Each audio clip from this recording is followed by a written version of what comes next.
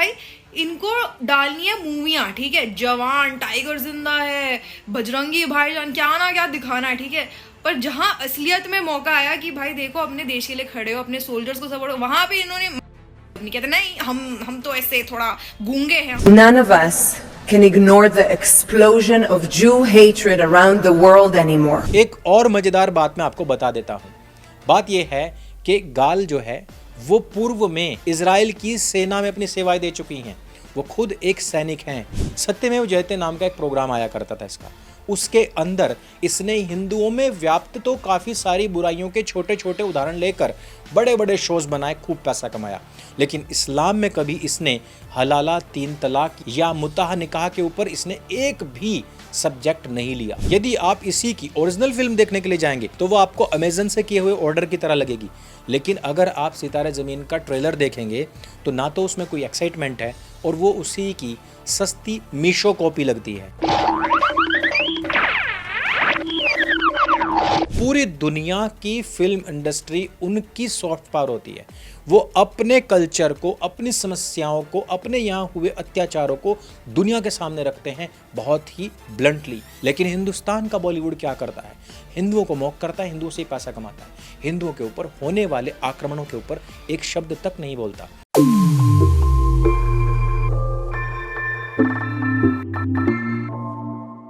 पूरी दुनिया के लिए उसकी फिल्म इंडस्ट्री पूरे विश्व के अंदर एक सॉफ्ट पावर का काम करती है।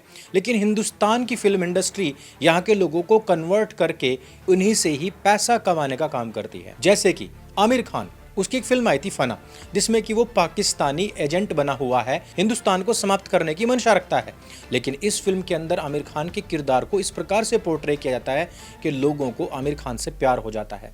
फैंटम फिल्म बनाई जाती है सैफ अली खान के द्वारा। इसमें आईएसआई की एजेंट होती है कैटरीना कैफ।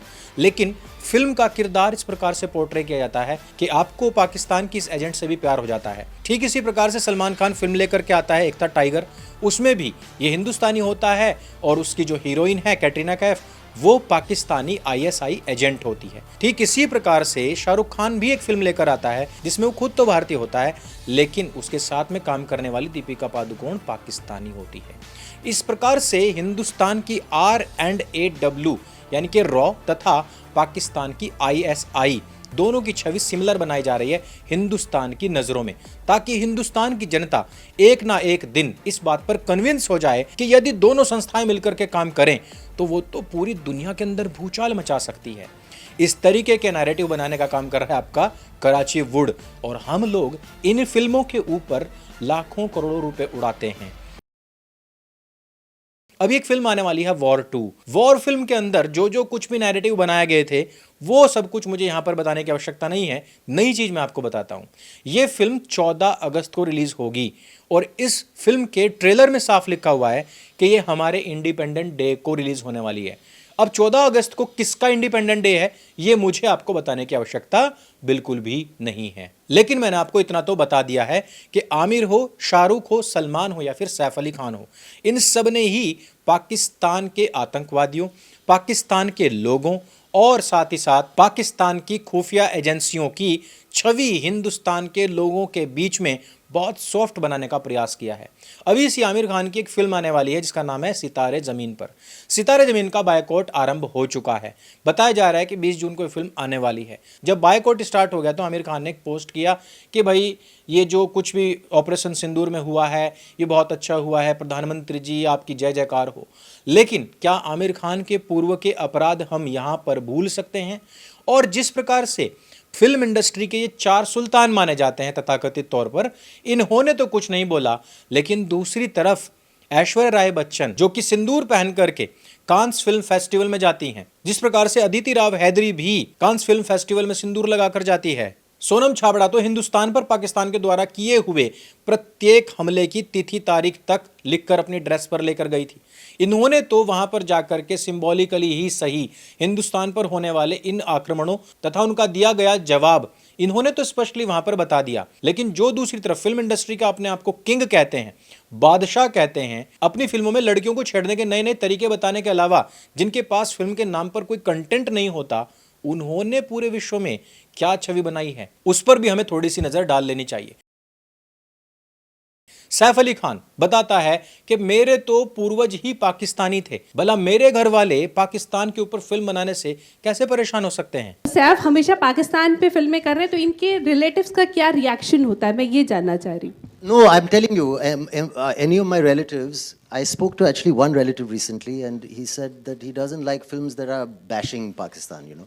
सलमान खान ने तो यहाँ तक कह दिया था कि पाकिस्तान तो खुद आतंकवादियों से त्रस्त है, वो भला भारत के ऊपर आक्रमण क्यों करेगा। पाकिस्तान में खुद इतना हो रहा है, बेनजीर भुट्टो, परवेज मुशर्रफ के ऊपर कितने सारे अटैक्स हुए, मैरियट ब्लास्ट कर दिए गए, तो this is not even in control of Pakistan. Naseeruddin Shah जो इन सब का रोल मॉडल है, इस व्यक्ति ने पाकिस्तान जाकर क्या कहा था, पहले वो सुनिए, बाद में ये भी सुनिएगा कि हिंदुस्तान में उसको कितना डर लगता है। जिस कदर मोहब्बत और जिस कदर प्यार मिलती है, डर जरा भी नहीं लगता। जैसा कि मैंने कहा, ऐसा लगता है कि घर आया हूँ। तो फिक्र मुझे होती है अपने बच्चों के बारे में, क्योंकि कल को उन्हें कोई अगर एक भीड़ ने घेर लिया कि तुम हिंदू हो या मुसलमान, तो उनके पास तो कोई जवाब ही नहीं होगा। बंदा साफ साफ कह रहा है कि हिंदुस्तान में डर लगता है लेकिन पाकिस्तान में उसको खतरा नहीं है। क्या कारण ये हो सकता है कि वो मुसलमान है, वो इस्लामिक है, और क्योंकि वो मुसलमान है और पाकिस्तानी भी मुसलमान है, क्या ये कारण हो सकता है कि हिंदुस्तान के अंदर 80% से ज़्यादा आबादी हिंदुओं की है जिससे वो डरता है।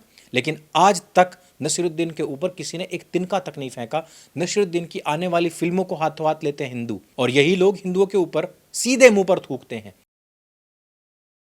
अब सबसे बड़ी बात करते हैं किंग खान की, जिसको आप लोग बादशाह खान भी कहते हैं।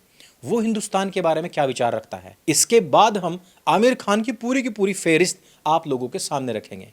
I think all these issues, you are young guys, please trust me, can we just circumvent all that is said about India, Pakistan, by the politicians, by anybody else, and say, it's a great neighbor to have, we are great neighbors, they are good neighbors, let's just love each other. इन सारे के सारे खानों के ऊपर अभिजीत भट्टाचार्य क्या बोलते हैं, वो भी आपको सुनना चाहिए, क्योंकि फिल्म इंडस्ट्री के अंदर से ही कोई व्यक्ति अगर आता है जो इनके अत्याचारों का भुक्तभोगी है, वो स्वयं क्या बोलता है, वो भी सुनिए। सलमान खान को मैं हेट करने लायक भी नहीं समझता हूँ। अच्छा, he doesn't deserve even to be hated by me. सिर्फ उसने इंडियन सिंगर्स के बड़े बड़े गाने just to show his loyalty towards Pakistan. Aamir Khan पर जाने से पहले हम वंडर वुमन के बारे में जान लेते हैं। वंडर वुमन, जिसका असली नाम है गाल गडोत, ये एक इजरायली, एक यहूदी महिला है, और इस महिला ने साफ तौर पर बड़े मंच से खड़े होकर कहा था कि मैं यहूदी हूं, इजराइल मेरा देश है, और वहां पर जो कुछ भी घटित हो रहा है वो सब बंद हो जाना चाहिए।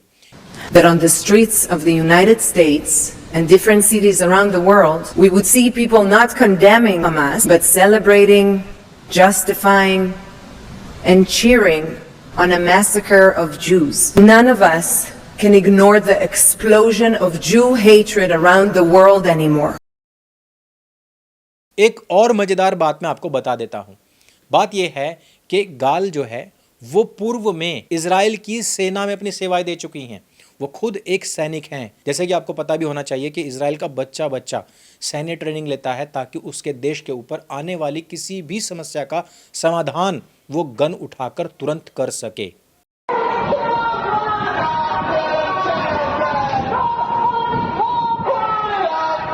स्वरा भास्कर तो पाकिस्तान जाकर ये कहती है कि उसको तो यहाँ पर अपनी फैमिली जैसा महसूस होता है। हमने यहाँ आके पाया कि जिसको अक्सर दुश्मन देश समझा जाता है वो कतई ऐसा नहीं है। कसम खा के कह रही हूँ, मैं काफी जगह घूमी हूँ, लेकिन लंदन, न्यूयॉर्क, इस्तांबुल, पेरिस सब फेल है लाहौर के सामने। हालांकि जिस नंगपन के ऊपर स्वरा भास्कर ने वो फिल्म बनाई थी वो पाकिस्तान में ही बैन हो गई, और स्वरा के मुंह पर पाकिस्तानियों ने पूरी तरीके से थूक ही दिया। अब आमिर खान की बात कर लेते। ये वही आमिर खान है जो बात बात पर हिंदुओं को मोह करता आया है।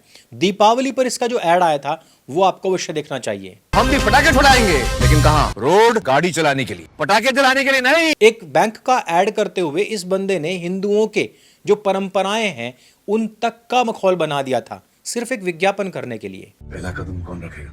इस घर में नया कौन है? मैं तो नहीं हूँ, मतलब वेलकम दामाद। इरफान खान नाम के एक कलाकार के बारे में तो आप जानते ही होंगे। अकस्मात उनकी मृत्यु हो गई, लेकिन वो इस्लाम के अंदर जितनी भी बीमारियां व्याप्त हैं उसका पुरजोर विरोध करते थे। एक बार उनसे बकरा ईद पर क्वेश्चन किया गया, उनका आंसर सुनिए पहले।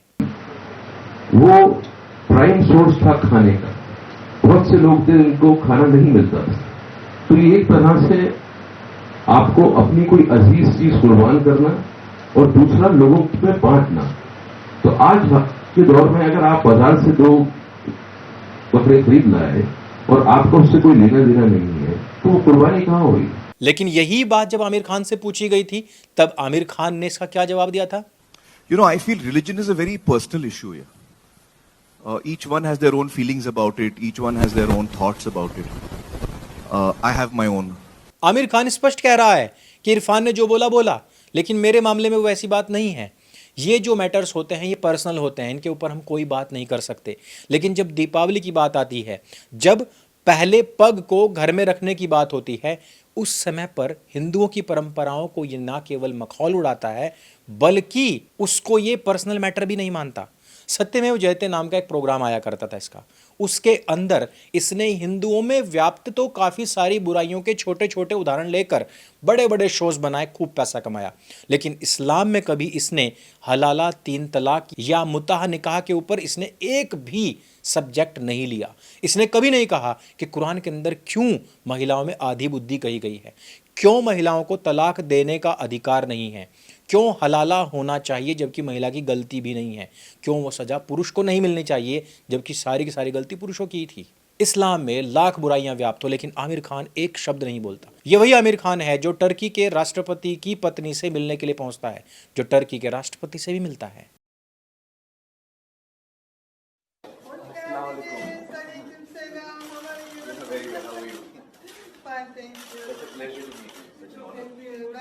इनकी फिल्मों की शूटिंग भारत में नहीं बल्कि टर्की में होती है, ताकि वहां की सरकार इनसे पैसा कमा सके, और वो जो पैसा इन्होंने वहां पर खर्च किया है उसके ऊपर हम लोग पैसा उड़ाते हैं, ताकि अगली बार ये और ज़्यादा पैसा देकर टर्की में शूटिंग कर सके। हमसे बड़ा मूर्ख भला कौन हो सकता है? इसी कारण से मैंने इस वीडियो के स्टार्टिंग में कहा था कि पूरी दुनिया की फिल्म इंडस्ट्री उनकी सॉफ्ट पावर होती है। वो अपने कल्चर को, अपनी समस्याओं को, अपने यहाँ हुए अत्याचारों को दुनिया के सामने रखते हैं बहुत ही ब्लंटली। लेकिन हिंदुस्तान का बॉलीवुड क्या करता है? हिंदुओं को मौक करता है, हिंदुओं से ही पैसा कमाता है, हिंदुओं के ऊपर होने वाले आक्रमणों के ऊपर एक शब्द तक नहीं बोलता। जैसे कि जिस समय पर हिंदुस्तान अजमल कसाब और उसकी टीम के द्वारा किए हुए आक्रमणों से जूझ रहा था, उनको झेल रहा था, उस समय पर महेश भट्ट ये बयानबाजी कर रहा था, जहां चारों तरफ झूठ ही झूठ फैला हो, उसमें सच बोलने वाले को क्रांतिकारी कहकर पुकारा जाता है। इसलिए मुझे लगता है कि परमीर साहब ने क्रांति से कम कोई काम नहीं किया, मुशर्रफ साहब ने भी किया है, तो बहुत बहुत। और ध्यान दीजिए, ये वही आमिर खान है जिसको हिंदुस्तान में डर लगता था। इसने अपनी बीवी के कंधे पर रखते हुए बंदूक चलाई थी कि मेरी बीवी तो अब भारतवर्ष में रहते हुए डर रही है। इसी भारतवर्ष में जिसमें इसको डर लगता है, इसकी पत्नी को डर लगता था, इसके बच्चों को डर लगता था, उसी हिंदुस्तान में ये व्यक्ति फिल्में बनाता है और फिर उम्मीद करता है कि ये फिल्में चलें भी, और उम्मीद करता है कि लोग उन फिल्मों को देखने के लिए भी आएँ। लेकिन पिछले काफ़ी लंबे समय से आमिर खान की एक भी फिल्म नहीं चल रही है, चाहे वो ठग्स ऑफ हिंदुस्तान हो, चाहे उसके बाद में आने वाली फॉरेस्ट गंप की एक सस्ती कॉपी हो, और चाहे इसी प्रकार से सितारे ज़मीन पर भी तो कोई ओरिजिनल फिल्म नहीं है, ये भी एक कॉपी पेस्टेड वर्जन ही है। यदि आप इसी की ओरिजिनल फिल्म देखने के लिए जाएंगे तो वो आपको अमेजन से किए हुए ऑर्डर की तरह लगेगी। लेकिन अगर आप सितारे ज़मीन का ट्रेलर देखेंगे तो ना तो उसमें कोई एक्साइटमेंट है, और वो उसी की सस्ती मीशो कॉपी लगती है। ऐसे में निर्णय आपको करना पड़ेगा कि हमें इन बॉलीवुडियों को पैसा कमा करके देना है या फिर उस पैसे का इस्तेमाल सही जगह करना है। अगर आपके पास में पैसा कुछ ज़्यादा है और असमंजस में है कि यार मैं फिल्म देखने वाला था लेकिन भाई ने मना कर दिया, देखनी भी नहीं चाहिए, तो आप हमारे इस QR कोड पर हमें सहायता प्रदान कर सकते हैं, ताकि हमारे चैनल जो आपको अच्छा अच्छा कंटेंट बना करके देता है उसको सपोर्ट करने के लिए भी दे सकते हैं। और अगर आपका टिकट 300 रुपये का है तो आप उससे 3 गुना कम भी हमें डोनेट करेंगे तो भी हमें बहुत खुशी मिलेगी, और हम इसी प्रकार से आपका मार्गदर्शन करते रहेंगे। एक आचार्य होने के नाते मैं आपसे डोनेशन की एक छोटी सी अपील तो कर ही सकता हूं। इस वीडियो में सिर्फ इतना ही करिए। वीडियो आपको अच्छी लगती है, जानकारी से भरपूर लगती है, इसको सबके साथ में शेयर अवश्य करें। सत्य सनातन आपका अपना प्लेटफॉर्म है, इसको स्वयं भी सब्सक्राइब करें, अपने सभी मित्रों से जबरदस्ती कहकर उनका फोन ले लेकर के सब्सक्राइब कराएं, और उनको रोज सुबह मैसेज करें कि तुमने वीडियो देखा अथवा नहीं, और तुमने उसको शेयर किया अथवा नहीं। और अगर उनके पास भी कुछ ज़्यादा पैसा है तो उनको भी हमारे QR कोड पर स्कैन करके डोनेशन करने के लिए प्रेरित अवश्य कीजिएगा। मेरे संग बोले सत्य सनातन वैदिक धर्म की जय। जय हिंद, वंदे मातरम।